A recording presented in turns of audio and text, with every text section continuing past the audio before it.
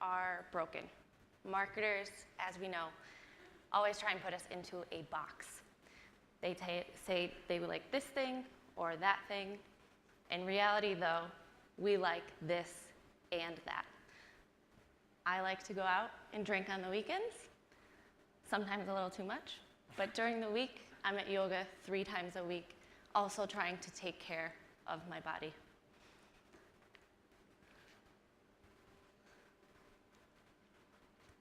Purple Tequila, this is a product that people should love. It's a premium, high-quality product. It takes a really long time to make. It's handcrafted. It has a legacy, and whether or not that legacy is a party spirit, it does have a legacy. There will always sort of be that evergreen type of consumer, the shot takers, the partiers. Frankly, they may not even know if they're choosing your brand or not. But we feel that there's an opportunity to expand this and capitalize on a growing investment, a growing segment of the conscious consumer. Your consumers now are millennials, what we refer to also as Henrys. If you don't know, Henry is a high earner, not rich yet. These people enjoy the finer things in life. They seek quality. At the end of the day, they also really enjoy value. The consumption habits of millennial Henrys are changing. At 23, a night out often involved going to the bars, taking shots, getting drunk.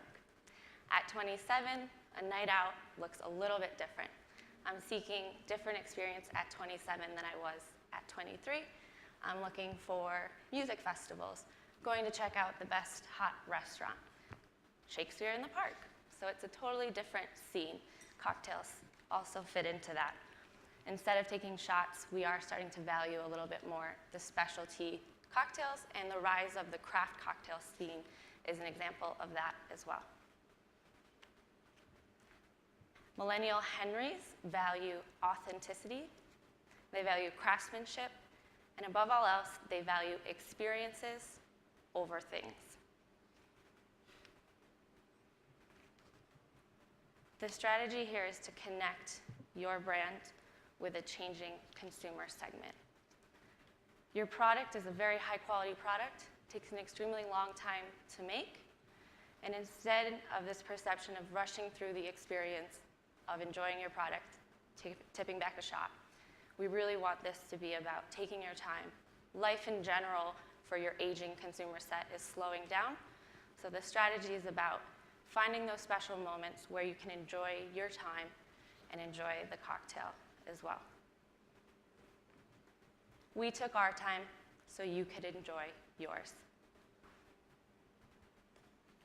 Okay, so how do we bring this to action? How do we actually get the consumers to have that personable experience with your product? And we came up with My Good Time, hashtag My Good Time.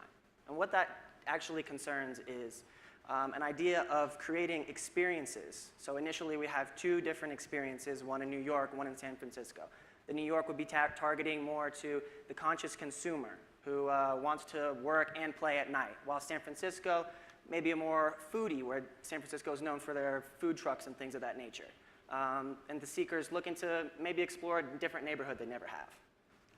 Okay, so for example, in New York, an organization, and if you've never heard of it, is called the Big Quiet. It's basically a group of young professionals who get together and meditate in amazing places throughout New York.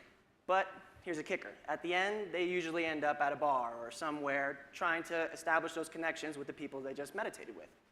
So our goal is to sponsor those events to not only allow you to have that personable experience with your drink, but at the same time give you exposure and create an experience, because ultimately that's what millennial Henrys want, is to have that experience, to show off, to hashtag it and say, yeah, that's what I want. Another example will be Cyclone's Bike Club, which is basically it's another group in New York where they bicycle around the city to different hidden locations and hidden gems in New York City. And at the end, believe it or not, they end up at a bar. So why not capitalize on these influential people and grab them while they're already doing the things that they love and bring your product to them. The last one would be, say, San Francisco. We want to leverage San Francisco's food truck industry and combine it with another event on top of that, like Film Night in the Park. Film Night in the Park is various locations in San Francisco. They have a screen up, and you can come view films. But what we would like to do is leverage those food trucks to have combinations that would go well with our tequila. So we would have a tent there as well. So you can go to these events, and you can still enjoy what you want to do, but at the same time, you're still getting that brand exposure to those influential people that you're targeting in the first place. And the best part that I think is that no one else is targeting these types of events. You own that.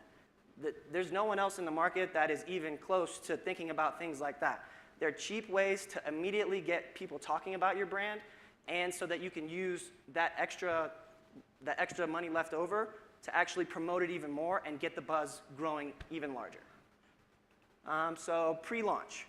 What we would like to do, ideally, is leverage our key influencers and tastemakers and try to get them to promote it and build buzz for it. Basically getting bartenders with so many followers to have post how they would like their drink, what they do while they have their drink, how they enjoy their time.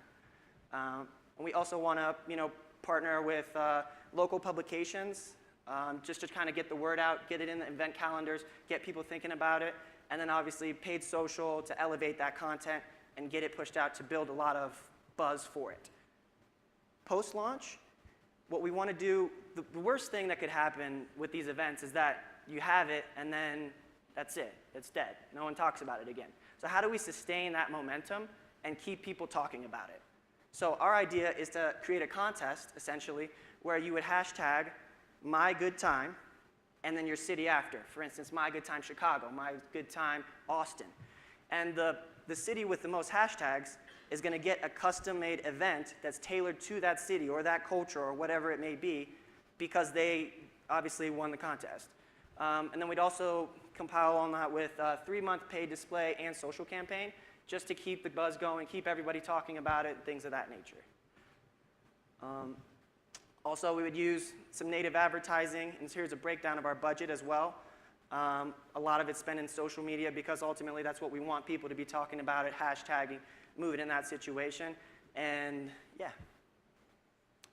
As far as media rollout, as I kind of discussed before, we want to generate as much buzz as possible beforehand by using those key influencers.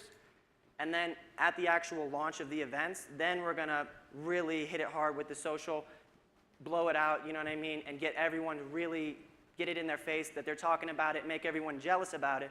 And then on the back end, in the post, after the events, people are excited about getting their actual custom event to their city. And we would also use various metrics to just kind of, as including, for instance, like geofencing when they come to our events, so that we can capture that kind of data through their mobile devices, and then not only retarget those people, but at the same time do lookalike models to keep that, to continue advertising to those types of people that would be interested in such events. I have a really quick question. Sure. I really like the hyper-local kind of emphasis for the launch, but do you have some more information about the demographic that you're actually, and numbers that you would actually capture with the brand? Because they seem really small, the events, to be like the big launch. So numbers of people that would be affected by our experience, right, of the time. Depends on the specific events. We put out 3 examples. Each of those has a following of limited to only a couple hundred people. The idea is they have a social sharing component as well. We all tend to post regularly where we are and what we're doing.